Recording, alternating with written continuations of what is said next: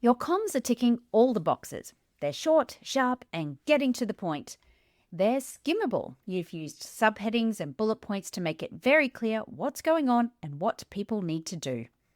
It's personalized. You've segmented your audience and make sure that each email says exactly what that team specifically needs to do. The language is simple and inclusive, and honestly, at this point, you're pretty proud of yourself because even the execs approving the comms are happy with it. So, in accordance with your diligently planned comm schedule, you hit send, publish, post, whatever, and off the messages go. But then something happens or doesn't happen. People don't do what you want them to do. People aren't happy with the change you want them to make. People ignore the message and move on. What happened? Just a hunch here, but you haven't got them in the feels. That's right, emotions matter. Why do they matter so much, and how can we tap into that influential power in our comms? Well, that's what today's episode is all about. Hola amigos, and welcome to today's episode of Less Chatter, More Matter, the Communications Podcast. I'm your host, Mel Loy, and I'm recording this episode on the lands of the Yagara and Turrbal people here in Meanjin, Brisbane. Today's episode is all about getting you in the feels because it's all about tapping into your audience's emotions to help get you the results you want. Whether that's undertaking a change, motivating someone to donate to charity, to complete a survey, whatever, it all comes down to emotions. If you've been listening to me for a while, you know I always bang on about the 3 outcomes for every comm strategy. They are know, feel, and do. So what information do you need to share? What action does your audience need to take? Those things we're usually pretty good about because, quite frankly, they're easier to lock down and they are simple to share most of the time. But where we tend to fall down is the feel.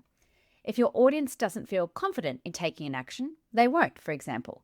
If your audience doesn't feel excited about a piece of news, they won't engage, they won't share it. So how do we tap into those emotions? Today, I'm going to share 4 tips with you, but before we do that, let's do a little bit of a recap on why emotions work so well. And basically, it's how our brains are wired. There is a great piece of research from the 90s by Damasio et al., where 2 groups of participants were asked to make decisions based on information they were given.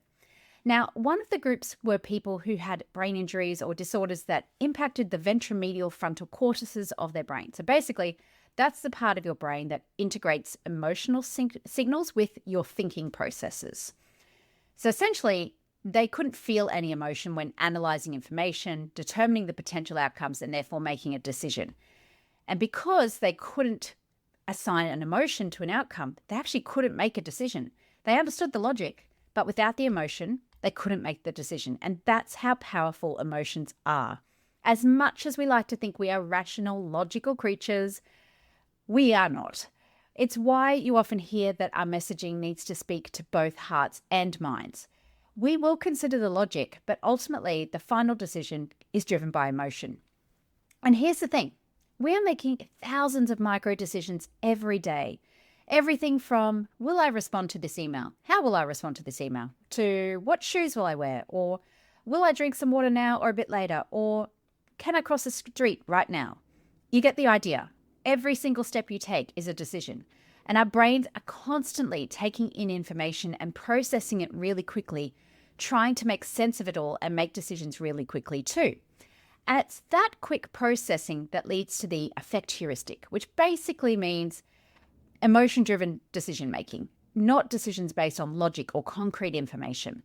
It's your gut feeling type of decisions, or when you're really under pressure and you need to act quickly, there's not enough time to think. That's when we tend to make really quick judgments and weigh up risks and benefits of a particular action. And this is influenced by our emotions. That's when this all kicks in. And our pre-existing beliefs and feelings just amplify that effect.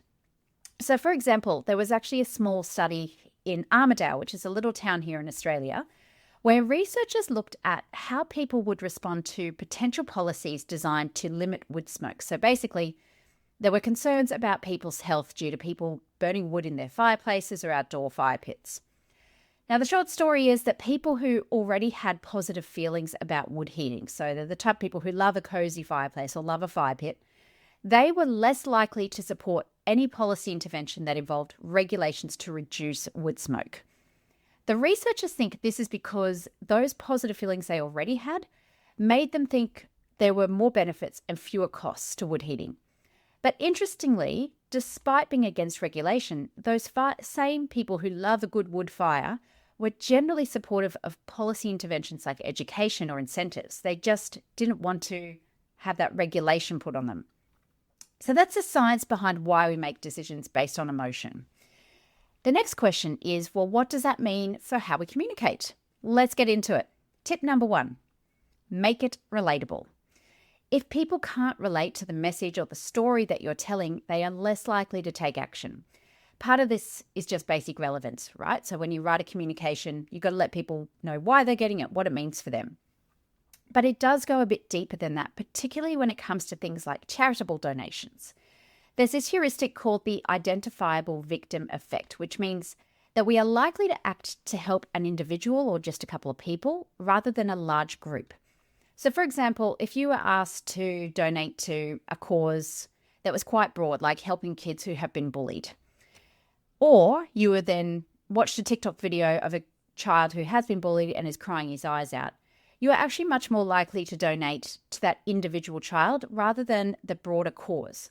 And the reason, we think this is the reason, is because when we talk about a big group of people, even when it's an emotional and horrible topic like bullying or starvation, that can feel very overwhelming and very removed. And it's hard to connect to a group like that, especially if they are quite removed from us.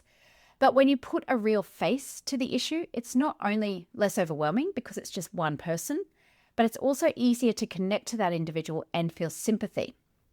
There's another thing at play here, which Robert Cialdini, if you haven't read any of his books, please do. Persuasion is one of my favorites, but Cialdini called it the liking principle. So basically, we are more likely to be persuaded by someone we like, even if they're wrong. And that taps also into a bit of what we call the similarity bias, which is where people tend to like other people who are similar to us in some way. So they could have the same job. Maybe they have the same interests, qualifications, even physical features. Now, there are some studies that show that expertise can be more persuasive than liking in certain situations. So, for example, if you need technical advice for your computer or you need medical advice from a doctor. But typically, if the liking feels authentic, it's pretty persuasive. So how do we tap into this in our own communication? Here's just a couple of ideas. So let's say you're communicating about a change. Don't speak about the whole group or even the whole team. Use an individual who's happy to be named or come up with an avatar that people can relate to and show how that person had a challenge and how this change is going to help them. If you're using a testimonial, whether that's internally or externally, highlight the features of that person that are similar to your audience. So, for example, a message could be like you, Sharon has used this platform for data entry for years, or Sharon is also an early childhood teacher.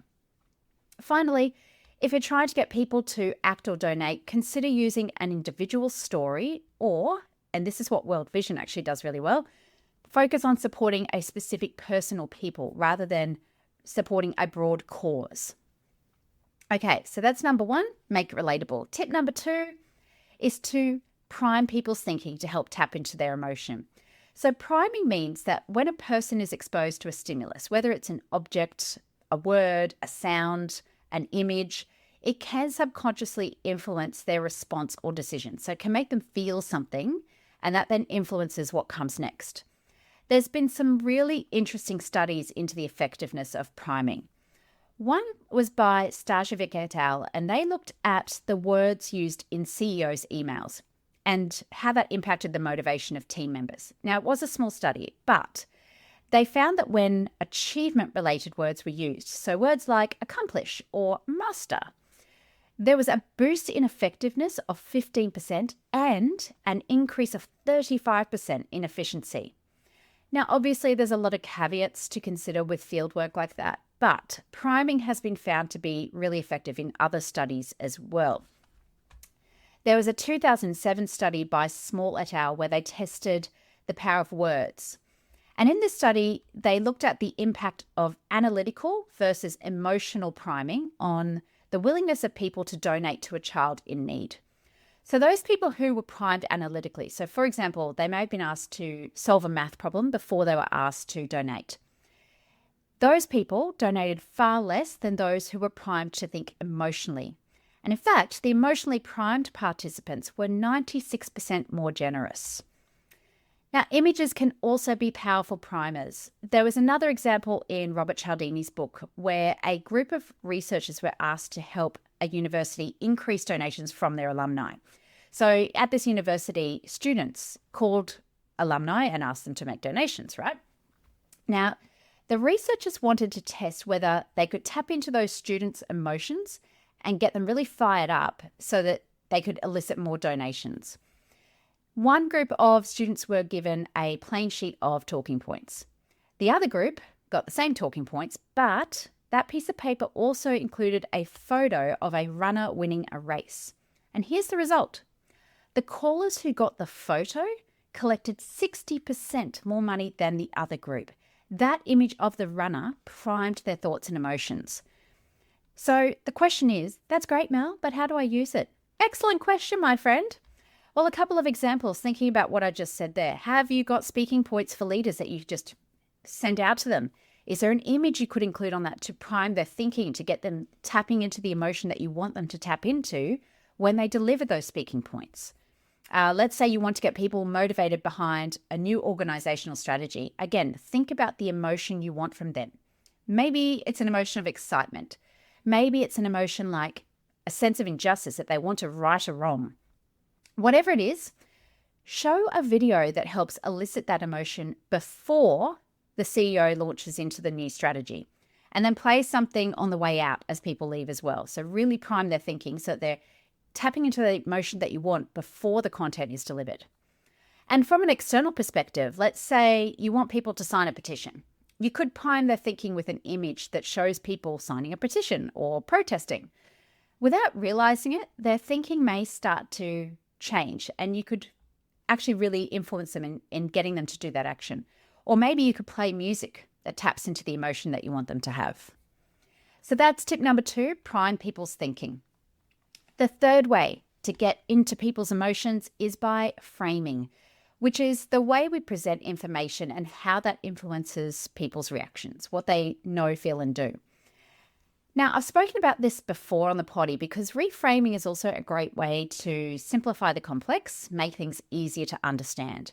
And one study which I've mentioned before is by Katie Milkman and her colleagues. And they approached students and they asked if they would volunteer for 200 hours a year, or other students were asked would they volunteer for 4 hours a week. So it adds up to be the same amount. When the ask was reframed into more granular amounts, so 4 hours a week instead of 200 a year, the volunteer hours increased by 8% over a 12-week period, and people were more likely to stay on and volunteer for longer. Another Cialdini experiment found the same thing. When asking for donations to a charity, they used the phrase, "every penny will help," which significantly increased the number of people who donated, although not the amount they individually gave, but the amount overall, of course, was much more. There's also a lot of research around the power of framing courtesy of the Frameworks Institute. If you don't know who they are, absolutely look them up. Just Google Frameworks Institute. They have so many great resources on the language we use and what works and what doesn't, what is strengths-based language and what isn't. Now, the head of the Institute, Dr. Nat Kendall Taylor, was in Australia earlier in the year, and I was really lucky I got to see him present. And one of the studies he's done is about support for evidence-based policies that address child mental health. So they tested 2 versions of a message that people had to read before they were told about the policy. One version was framed as collective responsibility, meaning the message read something like, "Children are our future, they're key to our ability to move forward as a community." Okay, so that collective notion.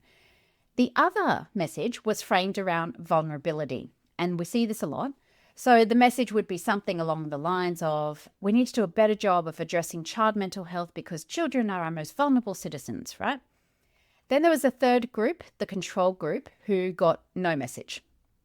Now, they found that by reframing the communication as the collective support message, the support for the policy increased by almost 8%. But interestingly, when it was framed with that vulnerability lens, support decreased for the policy by almost 6%. And yet, in their research, the team found that 93% of comms in that child mental health sector were based on that vulnerability message. So basically, people are putting in a lot of effort for no reward. So even though that vulnerability message probably tapped into an emotion like sadness, it didn't work. It didn't motivate people. The collective support message probably tapped into an emotion more like injustice or a sense of pride in the community, right? So again, what does this mean for our comms? Firstly, think about the emotion you want to get from people before you frame your message.